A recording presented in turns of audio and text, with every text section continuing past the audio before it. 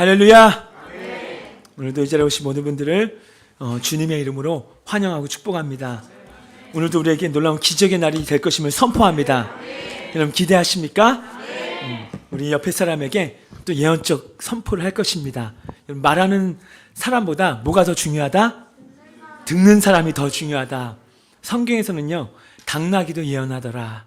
오늘 내 옆에 있는 사람이 당나귀는 아니잖아요. 그러니까 그 사람이 뭔가 선포할 때 일단 들으셔야 돼요. 보니까 선포할 때 막 이렇게 인사하고 웃느라 잘 못 들어요. 여러분 그 사람 있을 때 그 사람 눈을 쳐다보세요. 그리고 아주 환한 미소로 딱 쳐다봐 주시고, 그 말하는 사람은 부끄러워하지 마세요. 정확하게 또박또박 선포하세요. 자, 뭐라고 선포하냐? 첫 번째, 당신은 번성의 사람이 될 것입니다. 동시에 말하지 말라고. 동시에 말하면 부딪힌다고요.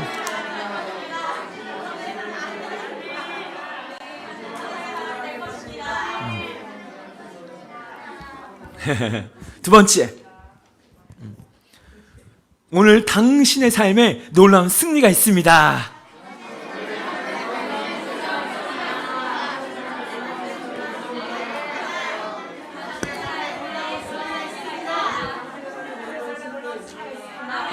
마지막 세 번째, 당신이 세상에서 가장 예뻐요.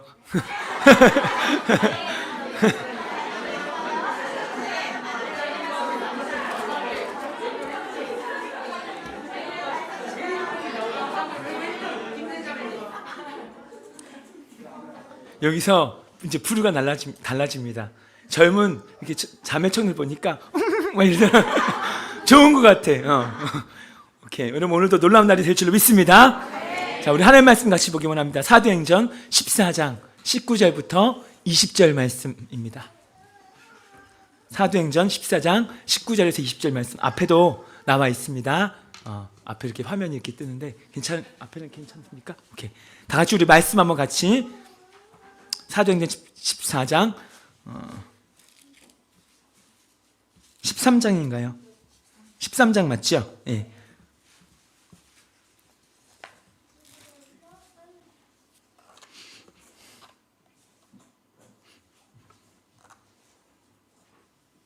자, 읽어봅니다. 사도행전 13장 13절부터 14절 시작. 바보에서 배 타고 밤빌리아 있는 버가에 이르니 요한은 저희에게서 떠나 예루살렘으로 돌아가고, 저희는 버가로부터 지나 비시디아 안디옥에 이르러 안식일의 해당에 들어가 앉으니라. 아멘. 괜찮아요. 어차피 저만 나오는 거면 괜찮습니다. 자, 오늘 말씀의 제목이 있다면 휘페레테스라는 말씀입니다. 휘페레테스. 요즘에 목사님이 자꾸 이상한 단어를, 저번 주에는 아니스템이라고 하던데 이 휘페레테스, 여러분 그냥 까먹어도 돼요. 그냥 휘파람이라고 부르세요. 그냥 휘페레테스. 오늘 말씀의 제목 듣다 보면 오늘 왜 우리에게 이것을 말씀하시는지를 깨닫게 될 겁니다. 할렐루야. 오늘 여러분 말씀을 결론적으로 축복하는 것은 여러분들이 이 시대에 휘페레테스들이 되기를 축원합니다. 일단 무조건 그냥 아멘만 하세요. 저 설마 제가 나쁜 말, 너 죽을 거야 이런 말 그런 말 선택했습니까? 좋은 말이에요. 여러분 마음으로 믿는 사람과요, 입으로 선포하는 사람. 애기 엄마는 이러면 안 돼요. 예. 제가 원띵을 치고 올렸는데 이러면 아이한테 집중되기 때문에 저를 봐야 돼요. 설교자를 봐야 되기 때문에 잘 얼른 데려가셔야죠. 자꾸. 오케이. 너도 예배하고 싶은데 미안하다 야. 나는 나에게 집중된 걸 원한단다. 예배 끝나고 널 집중해 줄게. 여러분 마음으로 믿는 사람과 입으로 선포하는 사람은 커다란 차이가 있음을 보게 되어져요. 여러분도 이 시간에요, 오늘 중요한 말씀이거든요. 놀라운 말씀이 될 거예요. 그러면 마음으로만 생각하지 말고요, 입술로 고백하는 태도와 자세가 필요한 거예요. 입술로 선포하는 것이 여러분의 습관과 삶의 문화와 삶의 스타일이 될 수 있도록 여러분을 바꾸셔야 합니다. 그전에는 마음으로만 아멘, 고개 끄덕이면서 아멘 했는데, 여러분 지금 그런 게 아니에요. 지금은 이제 그럴 때가 아니라, 지금 여러분이 오늘 말씀을 들을 때는 막 박수도 치고 할렐루야, 막 여러분 동의가 될 때 막 박수도 막 치고 막 할렐루야를 외치고 막 갑자기 두 손 번쩍 외치고, 오늘 그런 자들에게 놀라운 일이 있다라는 것입니다. 막 이 방 안에 여러분에게 배우자가 있을 것이라면 막 그때 막 두 손 분들이 계시는데, 제발 그런 거에만 두 손 들지 말고 오늘 말씀 앞에 좀 두 손 좀 들러 말이에요. 할렐루야. 그래서 막 손을 들고 막 할렐루야 막 외치고, 아프리카 예배 가보면요, 거긴 난리가 난대요. 막 목사님이 말씀을 못 전한다는 거예요. 한마디 하면 뒤에서 할렐루야, 그럼 여기서 할렐루야, 할렐루야, 할렐루야만 30분 한다는 겁니다. 근데도 좋은 거예요. 그 분위기가 얼마나 뜨거운지. 그러니까 거기 예배가 막 17시간, 18시간 되잖아요. 근데도 자리에 안 가고 다들 말씀 뜨겁게 사모하고, 오늘 이것이 신부들의 모습인 겁니다. 여러분이 눈으로만 듣는 게 아니라 지금부터는 좀 달라지셔야 돼요. 우리 예배가 이제 11시 예배는 달라져야 돼요. 이제 눈으로만 와 오늘 말씀 좋다 그냥 마음으로만 동의가 된다 이게 아니라, 이제 여러분의 막 입술과 손짓으로 막 할렐루야 막 이렇게도 하기도 막 할렐루야 뭐 상관이 없을 것 같아요. 뭐 제가 설마 뭐 좀 그만 좀 하세요 이러겠습니까? 너무 좋을 거예요. 막 아멘을 막 외치면서 막 나의 막 분위기를. 왜냐하면 제가 6번의 만남에도 가르치듯이 이 주일 예배는 하나님과 나와의 1대1 만남이에요. 옆 사람 신경 쓰다가 내 영혼 죽는 거예요. 이 시간 여러분이 하나님 앞에 서 있는 것입니다. 여러분이 하나님 앞에 반응하는 시간이기 때문에 옆에 사람 아멘 하든지 안 하든지 뭐 그거 신경 쓰다가 결국 그 예배 시간에 나에게 말씀하시고자 하는 거 다 놓쳐버려요. 그리고 나는 마음이 무거워진 상태로 가요. 왜냐? 저 사람 반응 안 했다고. 그게 아니라 하나님은 이 사람보다 내가 반응하길 원하시는 거예요. 근데 오늘 계속 옆에 사람 쳐다보면서 내가 이렇게 하면 부끄러운데 창피한데 아직 묶여있는 상태. 여러분 그게 아니에요. 오늘 바꿔주시기를 축원합니다. 여러분 아멘을 외치면서 분위기를 바꾸세요.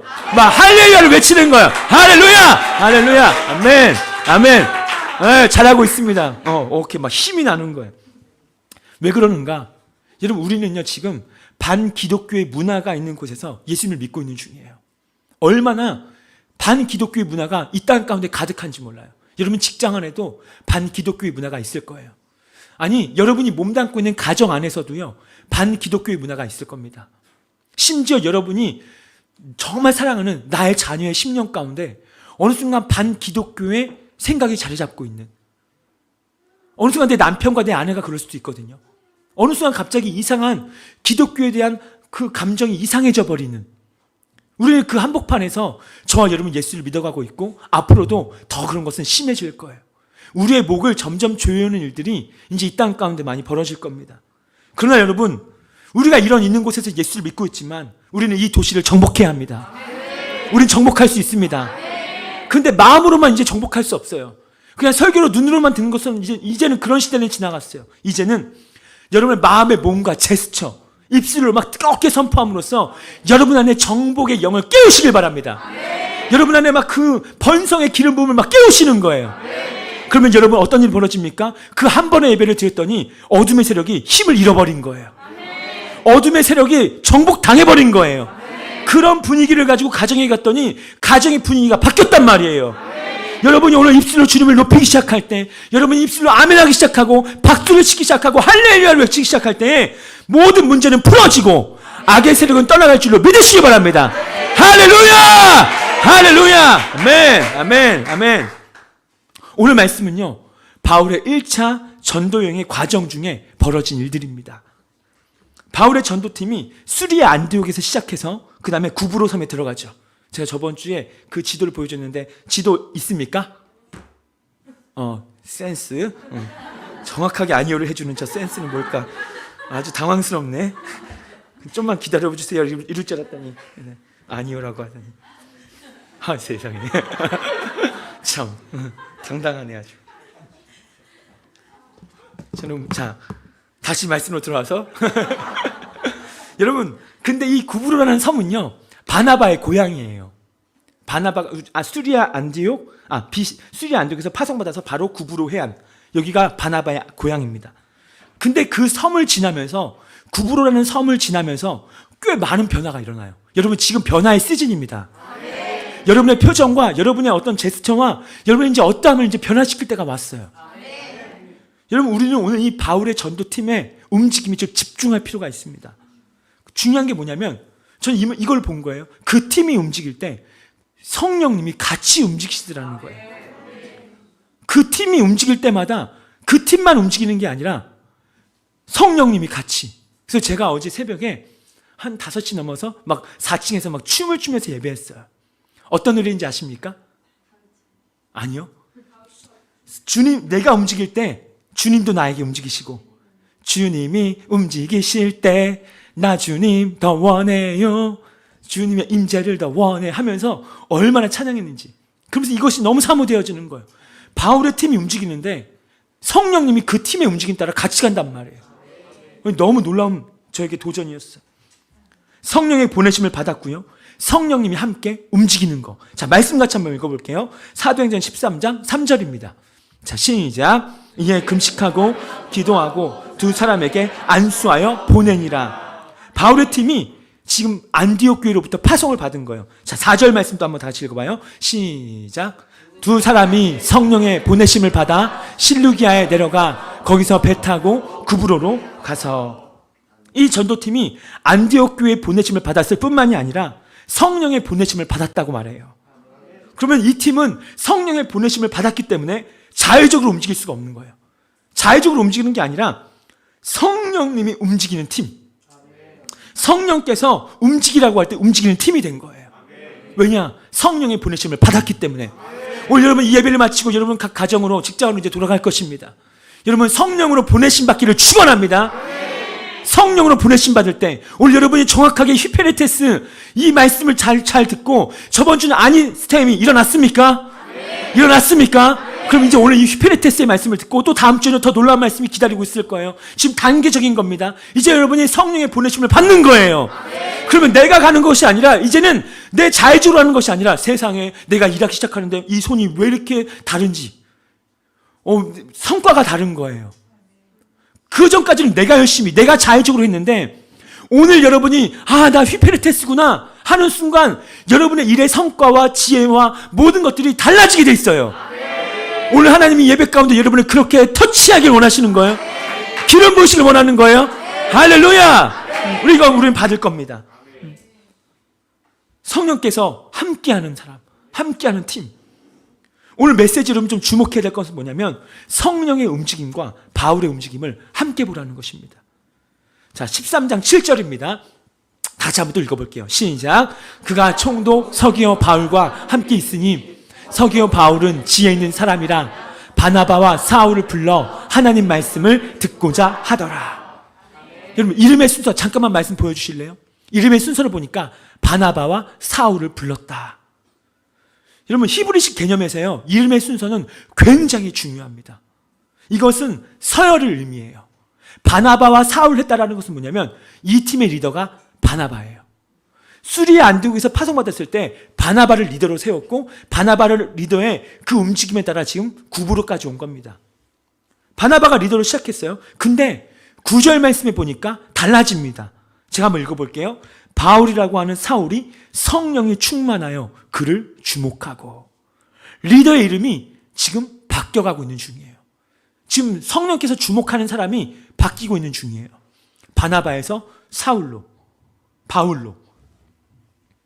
이제 주 역할을 하는 사람이 바나바가 아니라 바울이 되어가고 있는 중입니다. 자, 13절 말씀에 또 이런 말씀이 있습니다. 바울과 및 동행하는 사람들이 바보에서 배 타고 밤빌리아에 있는 버가에 이르니 요한은 저에게서 떠나 예루살렘으로 돌아가고. 바울과 및 동행하는 사람들, 이제 바울의 이름을 맨 먼저 말하고 있어요. 이름이 완전 바뀌었어요. 이 말은 무엇입니까? 전도팀의 리더가 바나바에서 바울로 바뀐 것을 보여주는 거예요. 이후부터는요, 계속 사도행전 13장 이후로부터는요, 계속 바울과 실라, 바울과 브리스갈로 아굴라, 바울과 디모데, 바울과 바나바, 계속 바울 이야기만 나와요. 제일 첫 번째가 바울입니다. 안디옥에서 출발할 때는 그 리더가 바나바였는데요, 바나바 외에는 다른 사람을 생각할 수가 없었어요. 바나바만 제일인 줄 알았어요. 근데 첫 번째 사역지인 구브로라는 섬을 지나면서 이 바울에게 능력이 나타나는 거예요. 바울에게 뭔가 기름 부음이 나타나는 거예요. 바울에게 뭔가 그 안에 행하시는 성령의 역사들이 구브로 섬을 지나면서 막 나타나는 거예요. 여러분 이때 오늘 예배를 통해 여러분 안에 이제 성령의 역사들이 나타나기를 축원합니다. 막 직장에 가서 가정에 갔더니 막 성령이 하시는 일들이 막 충만한 거예요. 할렐루야. 그러면서 구브로를 지나면서 성경은 말합니다. 바울을 이제 두 번째 리더로 인정하고 세우는 거예요. 근데 이건요, 바울의 야망도 아니었고 바울의 욕심도 아니었습니다. 바울이 하고 싶어서 자기가 나선 것도 아니에요. 그리고 바나바가 문제가 있어서 바나바가 사퇴한 것도 아니에요. 팀원들이 투표를 해서 새롭게 선출된 것도 아닙니다. 성령님의 움직임, 그리고 팀의 움직임, 그 사람의 움직임.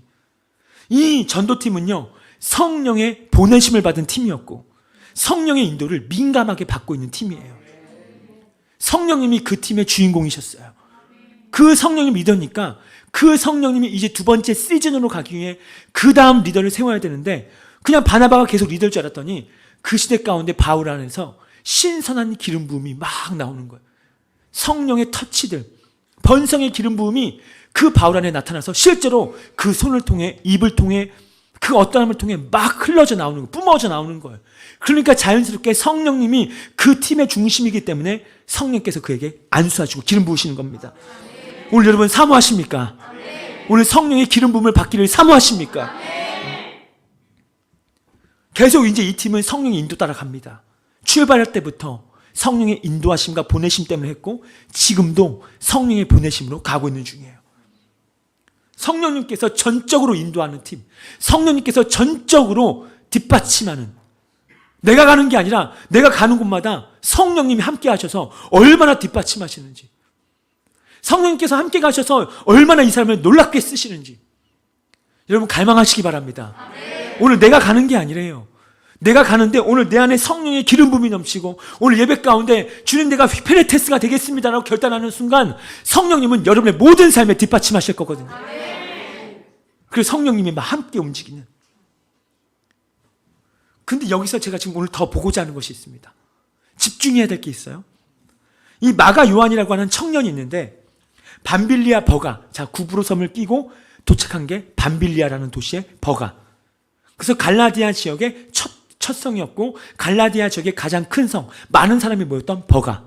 거기에 도착한 거예요. 자 기억나시죠? 버가 다음에 비시디 안디옥, 비시디 안디옥 다음에 이고니온, 루스드라, 더베. 이게 1차 전도여행이었잖아요. 자 기억하시죠? 이제 2차, 3차 전도여행을 이제 다 볼 겁니다. 그리고 우리는 실제로 그 땅을 밟게 될 겁니다. 제가 여러분을 데리고 다니면서 여기가 구브로 섬입니다 하면서 구브로 섬을 돌아보고 여러분 곧 일어날 것입니다. 다 같이 갈 거예요. 제가 그래서 엄청 공부하고 있습니다. 이 요한이 청년이에요.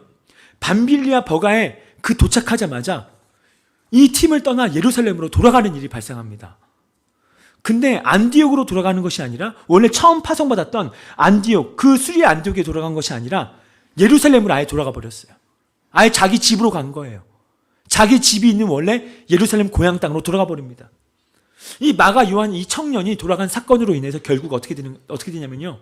나중에 바울과 바나바의 결별이 일어나요. 자, 말씀 같이 원합니다. 사도행전 15장 37, 38절 다 같이 읽어봅니다. 시작.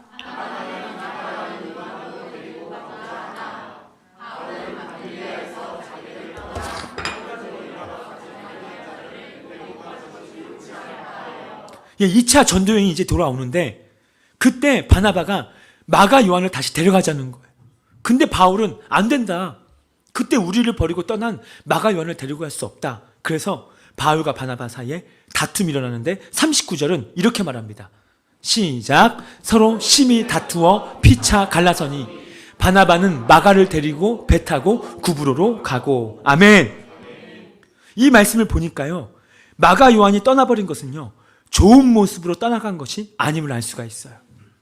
모든 사람에게 환영을 받으며 모든 사람에게 축복을 받으며 블레싱을 받으면서 그 팀을 떠난 게 아니라 무언가 문제가 있어서 지금 마가 요한이 떠난 거예요. 근데 그 문제가 꽤 심각했던 것 같습니다. 그럼 저의 질문은 이겁니다. 요한은 왜 버가에서 떠났을까? 수리아 안디옥에서 자기도 안수를 받고 자기도 주님을 위해서 그런 삶을 살겠다고 결단해서 구브로를 지나서 여기까지 왔는데 왜 다시 예루살렘, 그것도 그냥 파송받은 교회로 간 게 아니라 왜 자기 집으로 그냥 갔냐 이 말입니다. 여기에는요 제가 좀 학자들의 견해를 좀 보았어요. 근데 많은 학자들이 세 가지 의견을 압축하는 걸 보입니다. 첫 번째 견해는 이겁니다. 요한은 바나바와의 아주 친한 사촌기간이었어요. 그래서 골로새서 4장 10절 말씀에 이렇게 표현하죠. 제가 한번 읽어볼게요. 나와 함께 갇힌 아리스다고와 바나바의 생질 마가와. 이 마가에 대하여 너희가 명을 받았음에 그가 이르거든 영접하라. 여기서 생질이라는 말은요, 사촌지간이라는 뜻이에요. 굉장히 친한 사이입니다. 보세요. 처음에 출발할 때 수리 안독에서 리더로 임명받고 파송받았을 때는 바나바였어요. 자기의 삼촌이 리더인 거예요. 멋져 보였을 겁니다. 근데 1차 전도여행의 첫 번째 사역지 구브로 섬을 지나면서 바울이 리더가 된 거예요. 리더가 바뀐 거예요. 그래서 어떤 학자들은 이로 인해서 요한이 불만을 품고 떠났다.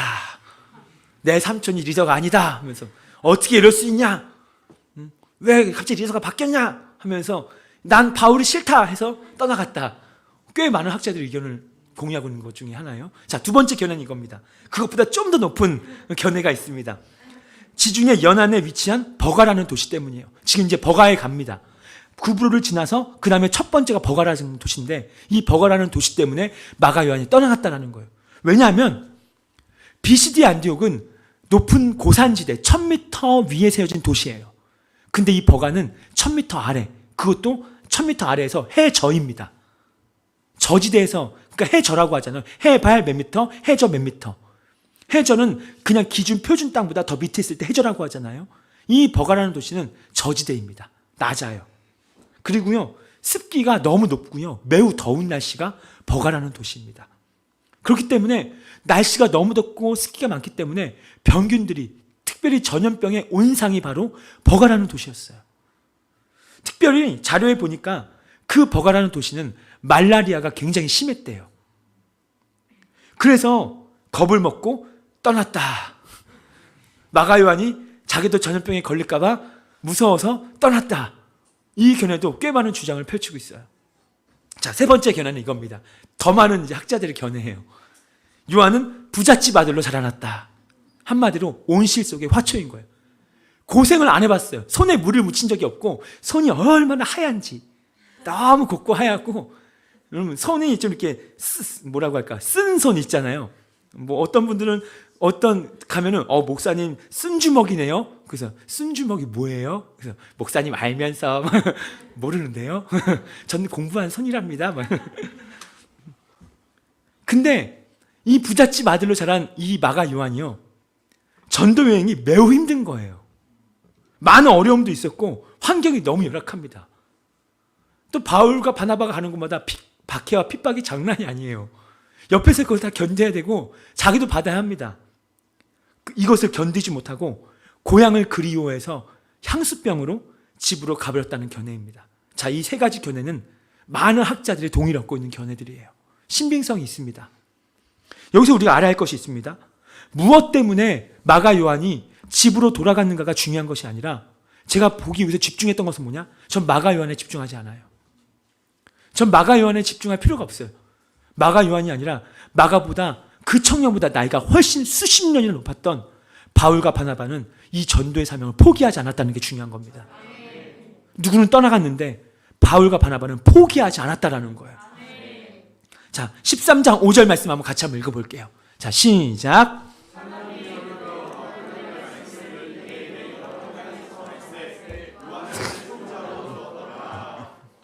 여기에 중요한 단어가 있습니다.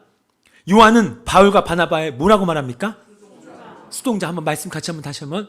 수동자. 여기서는 수행원이었더라. 수행원이었다, 수동자였다. 이런 표현이 있어요. 자, 여기서 수행원, 수동자, 이 말이 바로 휘페르테스입니다. 이 말이 바로 휘페르테스예요. 여기 저기 보세요. 막 적는 분들이 계시는데 아주 귀한 지를 깨달으셔서 막 아주 리액션이 좋습니다.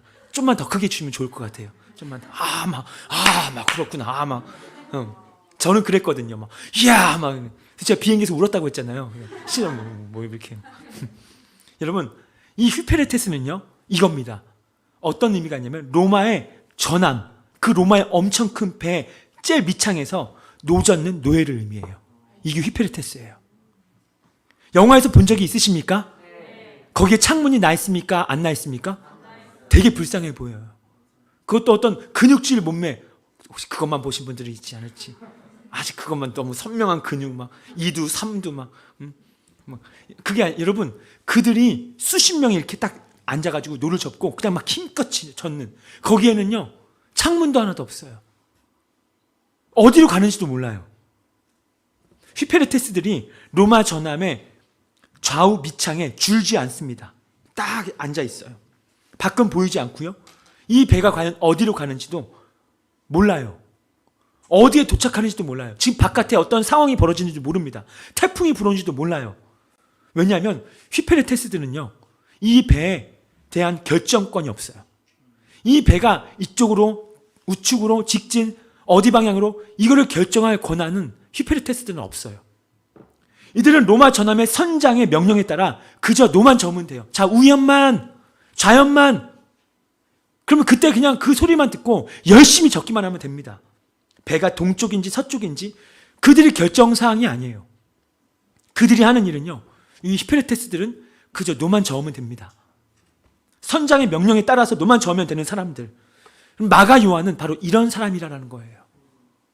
수행원, 휘페레테스였다. 여러분, 이 팀의 행선지를 이제 결정해야 합니다. 제가 아까도 서두에 말했던 것처럼 이 팀의 주인은, 리더는 성령님이라고 그랬어요. 성령의 보내심을 받았고 성령님이 전적으로 인도하는 팀이라고 그랬습니다. 맞습니까? 자, 그럼 이 팀의 행선지는 누가 결정하는가?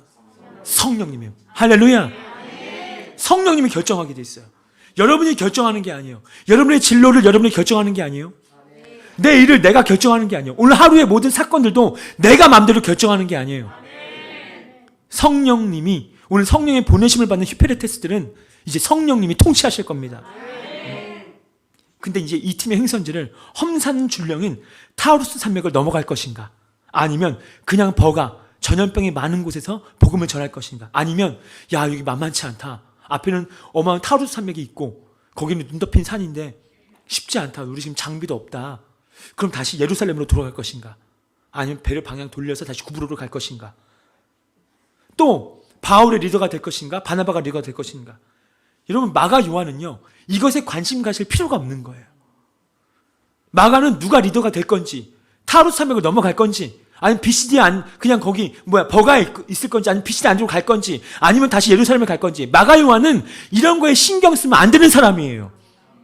그냥 휘페레테스 노만 저으면 되는 거예요. 수행을 잘하기만 되는 거예요. 여기서 휘페레테스들은요, 자신의 의지와 생각은 중요하지 않습니다. 나의 재능과도 관계가 없어요. 그냥 명령에 따라 움직이면 되는 거예요. 마가 요한은 바로 성령님의 결정에 따라 움직이는 수행원밖에 안 되지 않아요. 이 사명만 감당하면 되는 게 바로 마가 요한의 사명인 겁니다. 그런데 그는요, 예루살렘으로 돌아가 버렸어요. 아예 그냥 안디옥 교회도 아니라 그냥 자기 집으로 그냥 가버린 거예요. 사명을 망각해 버렸어요. 왜 그러는가? 감정의 지배를 당했거든요. 감정의 지배를 당하니까 더 이상 함께하기 싫은 거예요. 감정이 상했든지 섭섭했든지 감정에 지배받으면 여러분 이렇습니다. 돌아가 버립니다. 떠나가 버립니다. 그리고 환경에 따라서 사명을 망각한 거예요.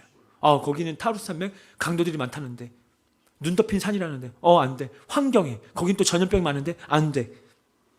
여러분, 오늘 저와 여러분, 오늘 전 특별히 우리 왕성한 교회는 성령님께 따라 움직이는 수행원 같은 교회가 될 줄로 믿습니다. 제가 늘 고백하는 거, 하나님, 이 교회 100%의 통치권과 100%의 통제권을 저는 성령님께 드립니다. 전 늘 고백하는, 우리 특별 기도하면서 제가 매일매일마다 우리 고백했던 게 그거 아닙니까? 하나님, 우리 삶을 통제하여 주십시오. 우리의 감정이 중요하지 않아요, 여러분. 이 시즌에 나의 감정이 우선되면 안 되는 거예요. 나의 재능과 나의 적성이 중요하지 않아요. 주님께서 오늘 영광아, 오늘 누구야, 아무개야, 너 가서 제자를 삼으라 말씀하시면 우리 노 저으면서 가면 되는 거예요. 주님, 날씨가, 지금 제가 바빠서, 제가 분주해서. 그럼 휘페레테스 아닙니다. 그들은 휘페레테스가 아니에요.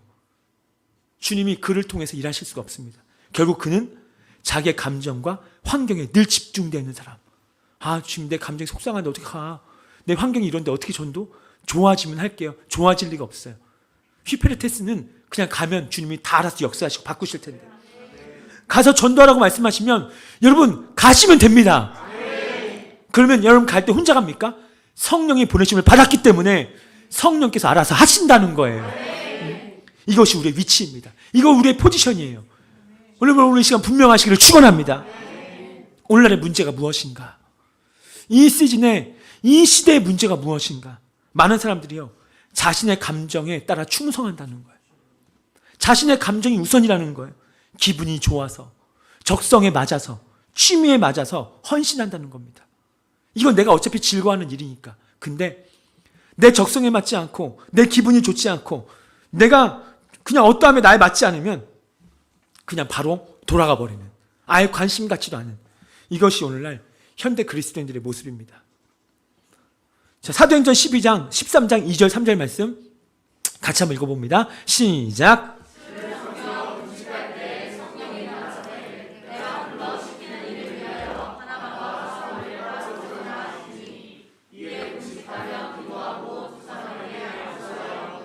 아멘. 바울과 바네바가 안디옥을 떠난 것은요, 성령의 인도하심에 따른 결과였어요. 기분 때문도 아니었고, 야망 때문도 아니었고, 적성에 맞기 때문도 아니에요. 마가 요한도 그때 안수를 받았던, 보내심을 받았던 한 사람 중에 하나입니다. 그러나 결정적인 순간에 휘페레테스의 사명을 잃어버렸어요. 결정적인 순간에 휘페레테스의 사명을 버린 거예요. 이번에 저는 어떤 선교사님의 연락을 받았지요.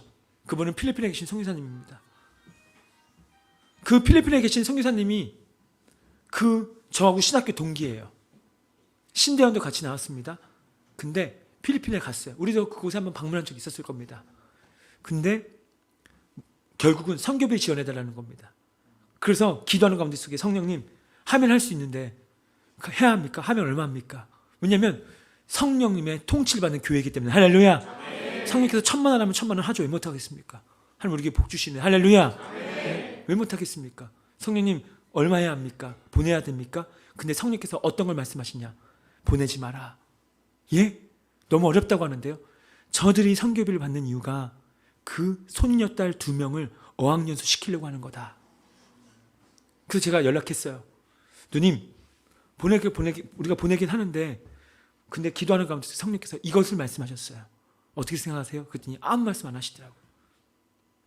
그리고 그것 때문에 선교비를 요청했다고 저한테 말하셨어요. 그래서 죄송하다고. 죄송한 게 아니라 하나님 앞에 정직하시라고. 그럼 하나님이 다 책임지실 거라고. 무엇입니까? 휘페레테스의 사명을 망각한 거예요. 왜 그 땅에 가야 하는지, 왜 그 땅에 보냈는지, 왜 그 땅에 내가 서 있는지를 모른 거예요. 그냥 내 2 손녀딸 걔네 불러가지고 거기서 어학연수 시키고 여행 다니면서, 그러면서 집도 엄청 최고급이에요. 총 들고 경비선대. 집이 80평인가 그래요. 1, 2층에 돼 있는 대리석 바닥 다 깔려 있고. 그래서 부족하다고 선교 보내달라고 신학교 동기였으니까. 여러분, 하나님 기뻐하시겠습니까? 안 기뻐해요, 여러분. 왠지 아십니까? 너 그 땅에 간 이유가 뭐냐? 너 코피노 사역한다고 하지 않았냐? 필리핀과 한국 남자들 사이에서 벌어진 그런 나쁜 짓들 많거든요. 거기 있는 필리핀 아이인 것 같은데 한국 아이들, 벌어진 고아들이잖아요. 걔네 사역하러 갔던, 처음에 좀 한 것 같아요. 근데 어느 순간 필리핀의 그 문화에 다 빠져서 사명을 망각한 거예요.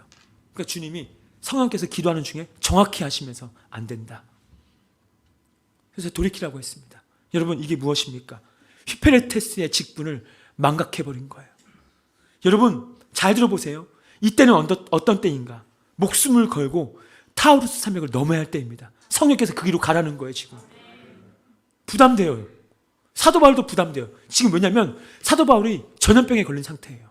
말라리아에 걸렸다 이 말이에요. 그리고 나이가 꽤 많아요 지금.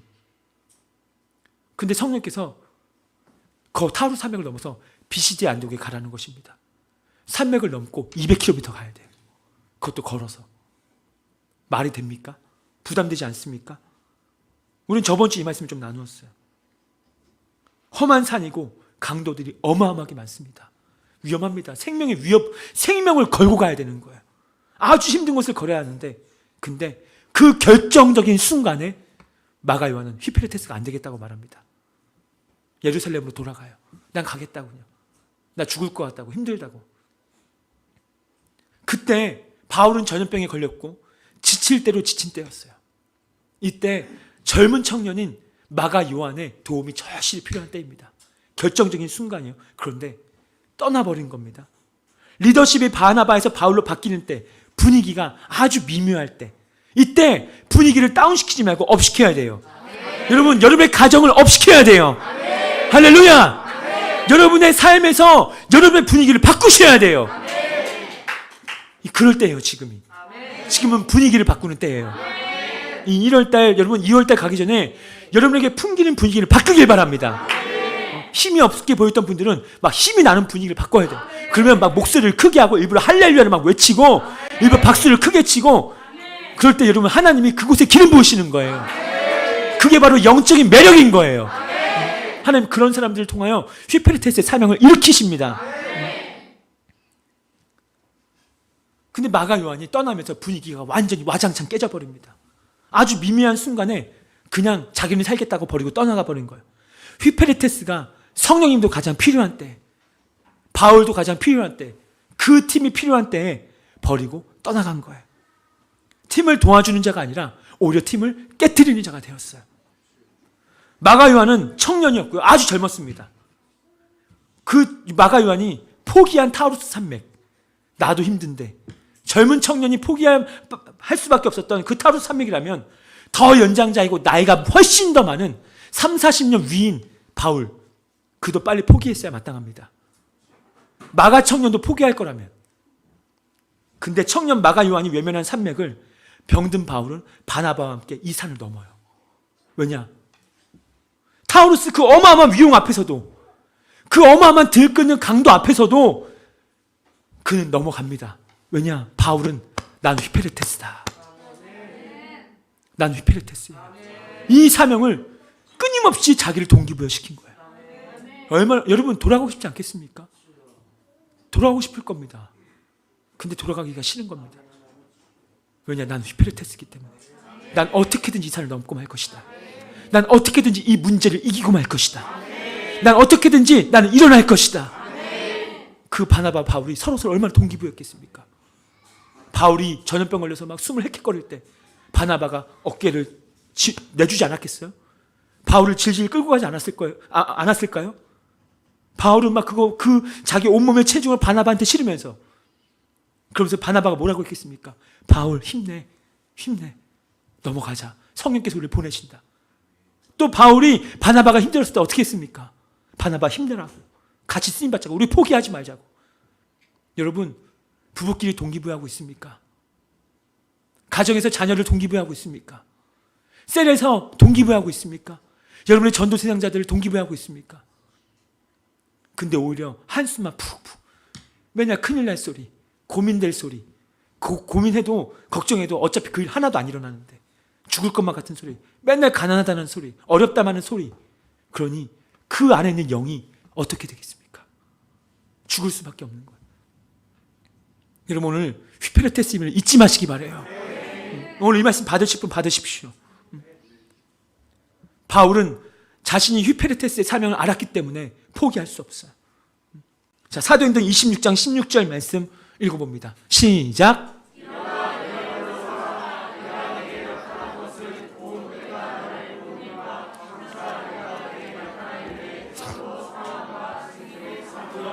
아멘. 말씀 한번 봐봐요. 여기서 사환과 증인을 삼으려 함이니, 여러분 이 사환이 바로 종입니다. 근데 여기서 말하는 사환, 종이 바로 휘페르테스예요. 원어에 보면 휘페르테스라고 부르고 있어요. 바울이 말합니다. 나는 핍박자였다. 나는 교회를 깨트리는 자였다. 그래서 나는 대제사장으로부터 권한을 위임받아서 저 외국성의 다메섹까지 가서 거기에 있는 그리스도인을 박해하러 가고 있었다. 근데 이런 핍박자를 주님이 나를 다메섹 동상에서 만나주셨고 나를 불러주셨다. 그러면서 이렇게 말합니다. 그때 나는 주님이 나에게 휘페르테스라고 불러주셨다. 난 그때부터 난 그분의 종이 되었다라는 거예요. 바울은 다메섹 도상에서 그 예수님, 부활하신 예수가, 내가 그렇게 핍박했던 예수가 나에게, 바울아 너는 휘페르테스야.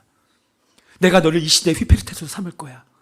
내가 너를 이 시대에 휘페르테스로 쓸 거야. 내가 너 가정에 휘페르테스로 쓸 거야. 그 직장 내가 너 왜 보내는 줄 아니? 그 직장에서 내가 너를 휘페르테스로 쓰려고 보낸 거야. 그 직장이 분열되지 않았느냐? 그 직장에서 분위기가 쌀벌하지 않느냐?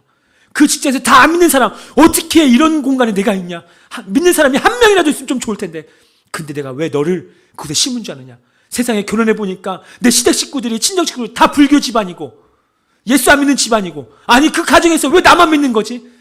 오늘 주님이 내가 너를 그 가정에 휘페레테스로 부른 거 알지 못하느냐? 내가 너를 그 가정에 휘페레테스로 심었다. 내가 너를 이 교회에 왜 보낸 줄 아느냐? 이 마지막 때 휘페레테스의 사명을 감당하기 위해 이 교회에 너를 불렀다라고 말씀하십니다. 바울은 이런 사명을, 이런 정체성을 가지고 고난이 앞에 있어요. 산맥이 앞에 있어요. 질병이 지금 있어요. 어마어마한 아픔이 있어요. 발이 동상에 걸릴 것 같아서 잘라버려야 되는 위기 가운데도 있었어요. 강도들이 목에 칼을 들이대는 그런 일들도 있었습니다. 어마어마한 극심한 가난도 있었을 거예요. 머리에 돌로 맞는 일도 있었고요.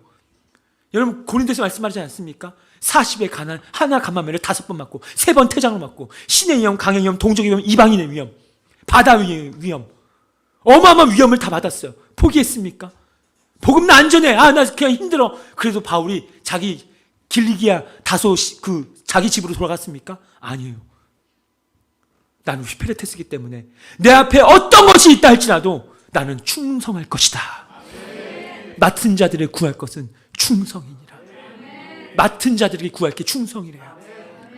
주님이 나에게 이 가정을 맡기셨고, 사업장을 맡기셨고, 직장을 맡기셨고, 나에게 어린 영혼들을 맡기셨고, 나에게 정말 강팍해질 대로 강팍해질 그 전도 대상자들, 왜 그를 품어야 되며, 내가 그를 왜 눈물 흘려야 되며, 지금 그들은 자기 먹고 마시려고 열심히 살아가고 있는 그들, 내가 괜히 내 가슴에 끌어앉아서 연락하고 만나고 어떻게 내 비위 맞추려고 하고, 왜 해야 되는데요?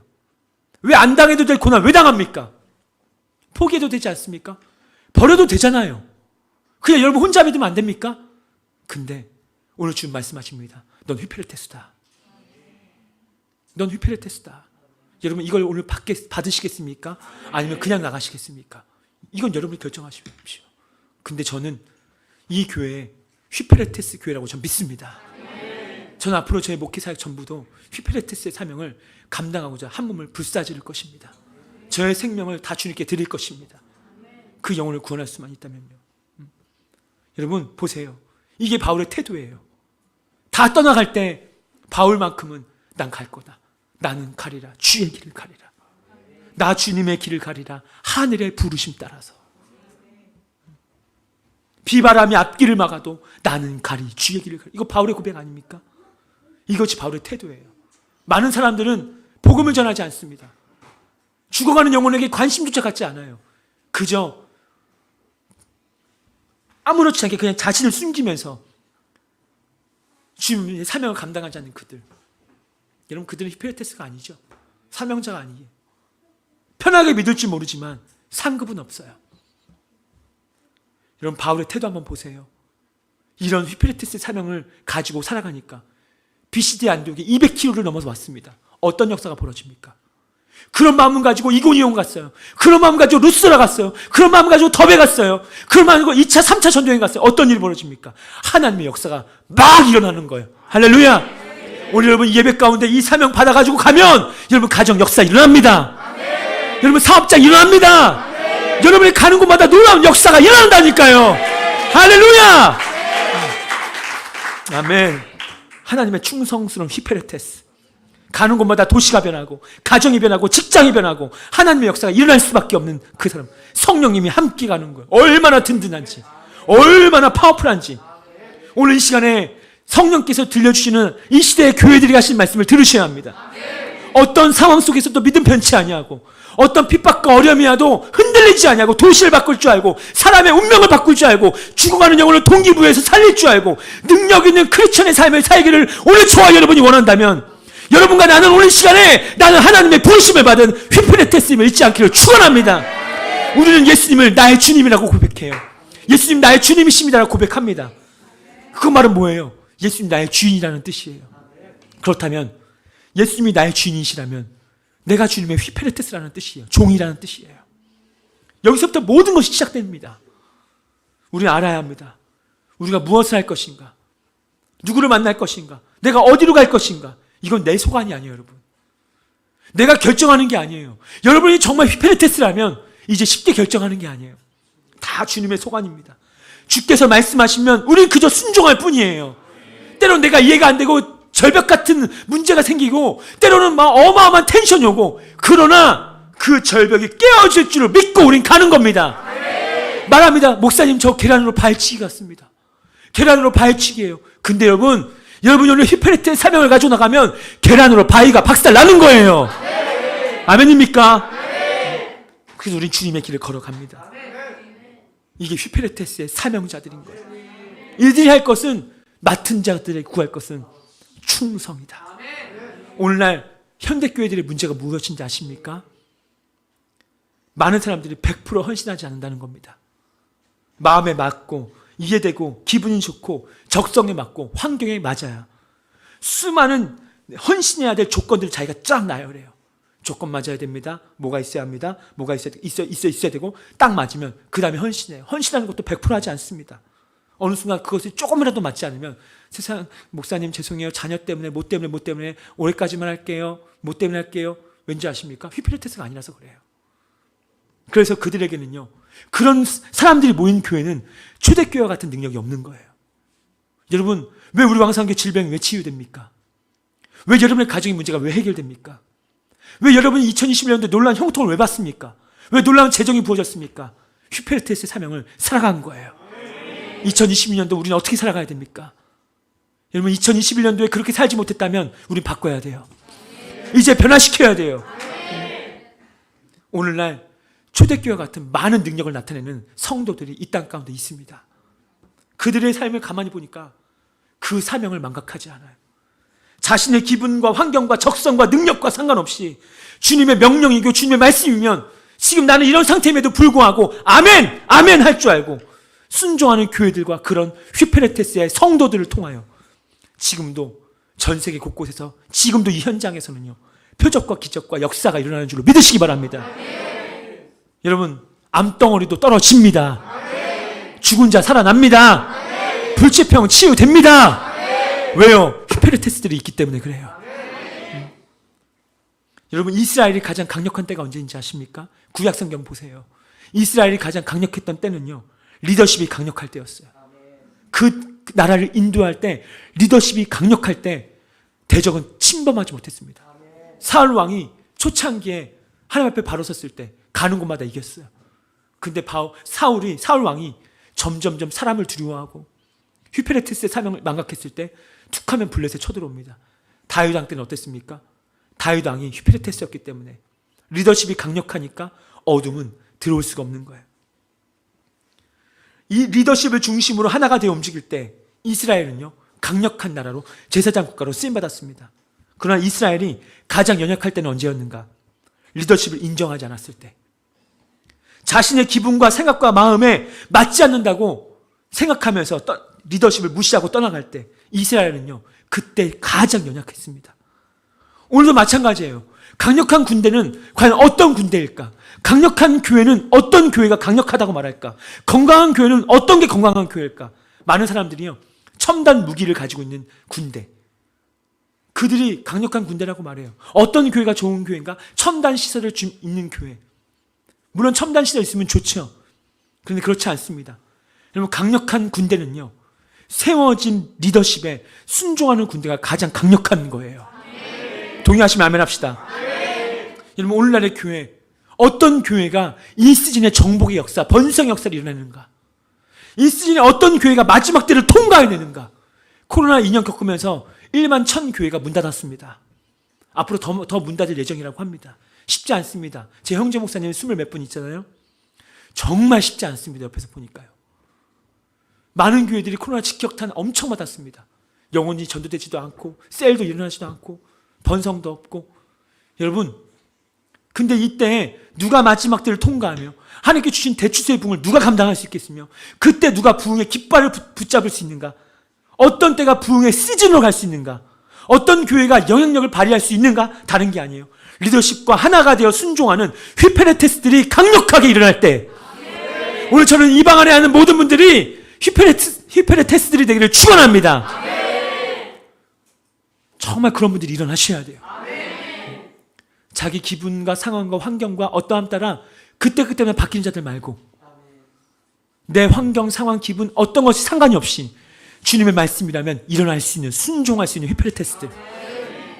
교회 그런 사람 몇 사람만 세워줘도 강력하게 일어납니다. 저는 우리 교회 성도들이 그런 성도들이 될 줄로 전 믿고 확신합니다. 그들의 정복의 역사를 나타나는 거예요. 근데 보세요. 리더십을 흔드는 교회 한번 보세요. 설교를 불평하고 평가하고 리더십을 흔드는 교회. 오늘 목사님 말씀이 좀 그러네, 오늘 예배가 좀 그러네 하면서 리더십을 계속 흔들고, 여러분 막 교회 안에 파당을 만들고 누구파. 저는 분명히 말하는 건 그들 천국 못 갑니다. 교회 앞에서 피켓 시위하고, 물론 제가 잘못을 따지는 것은 아닙니다. 실제로 실수할 수도 있습니다. 근데 그거는 하나님의 소관이지 내 소관은 아니에요. 뭐 세습 반대하면서 뭐 막 어떤 목사님은 거기 앞에서 막 피켓 시위하잖아요. 명성교회 뭐 이럴 수 있냐? 그분 뭐 암 걸려서 안 나오잖아요. 제가 그분한테 질문하고 싶은 게 이거예요. 명성교회가 그렇게 되기까지 목사님은 명성교회 건축만금 1원이라도 내신 적 있습니까? 없어요. 걔 그것 때문에 그분 앞에서 1인 피켓 시위한다는 거예요. 전 그걸 보면서 그분이 휘페르테스인가를 좀 기억해봐요. 생각해봤어요. 아니에요, 여러분. 하나님 그거 기뻐하지 않습니다. 여러분, 예배가 안 될 때 광화문 내거리에 나가자? 좋습니다. 근데 우리는 그거에 집중하는 교회가 아니에요. 아멘입니까? 우리 교회는 어느 때보다 애국하는 교회입니다. 어느 때보다 국가를 위해, 나라를 위해 민족이 기도하는 교회입니다. 맞습니까? 근데 왜 제가 왜 강화문 내거리에 안 나가느냐? 여러분, 우리의 사명은 거기가 있는 게 아니에요. 우리는 휘페레테스들이에요. 아멘이십니까? 자기 생각과 맞지 않는다고 반응하지 않고 움직이지 않고 마가 요한과처럼 뒤져가는 성도들만 보세요. 한국 교회 세고 셌습니다. 정말 많습니다. 여러분, 하나님은 그들을 통하여 하나님의 역사를 일으킬 수가 없고 하나님이 그들을 집중할 수가 없는 거예요. 여전히 무너지고 있죠. 여전히 무너지는 게 보입니다. 가정이 무너지고 삶이 잘 되지가 않고 힘이 없고 어려운 시간들을 보내고 있어요. 그런 성도들이 모인 교회들은 힘이 없어요. 아무리 많은 사람들이 모인지라도 힘이 없어요. 근데 여러분, 저는 우리 왕성한 교회와 성도들이 가는 곳마다 정복의 역사가 일어나기를 축원합니다. 도시를 정복하는 교회가 되길 바랍니다. 여러분의 가정을 정복하는 역사가 일어나길 바라요. 여러분 직장에 여러분이 가서 정복할 일들이 있길 바랍니다. 다른 데 있지 않습니다. 휘페레테스의 부르심에 자기를 헌신한 성도들이 이 교회 가운데 몇 명 있냐 이 말이에요. 몇 명 있냐 이 말입니다. 오늘 말씀을 다시 한번 정리해 봅니다. 두 가지를 딱 기억하십시오. 첫 번째, 우리는 성령에 의해 움직이는 사람이다. 우리 교회는 사람의 아젠다 따라 움직이는 교회 아닙니다, 여러분. 사람의 아젠다 따라 제가 움직이는 사람 아닙니다. 많은 사람이 저에게 말하잖아요. 저에게 많은 전화가 오고 많은 도움을 요청하고 많은 사람이 상담 오고, 제가 근데 말하죠. 제가 앞에서는 예해하지만 뒤에서는 굉장히 민감하게 본다고. 왠지 아십니까? 제가 결정하지 않습니다. 이 교회의 리더는 오직 성령님이신 거예요. 성령이 보내시면 100% 제가 다 합니다. 성령께서 기뻐하시니라면 생명 걸고 합니다. 우리 왕성교회는 성령에 의해 보내심 받는 교회예요. 두 번째, 말씀의 핵심은 두 번째 이거예요. 우리의 부르심은 휘페레테스의 부르심인 것을 믿으시기 바랍니다. 내 생각, 내 감정, 내 기분 따라 하는 게 아니에요. 그래서 이제 우리 느낌을 넘어, 감정을 넘어 우리는 휘페레테스들입니다. 아멘입니까? 여러분, 교회 시작이 뭡니까? 왜 이 교회를 만드셨습니까? 이거예요. 자, 마태복음 16장 읽어봅니다. 마태복음 16장 16절에서 18절 말씀 읽어봅니다. 시작.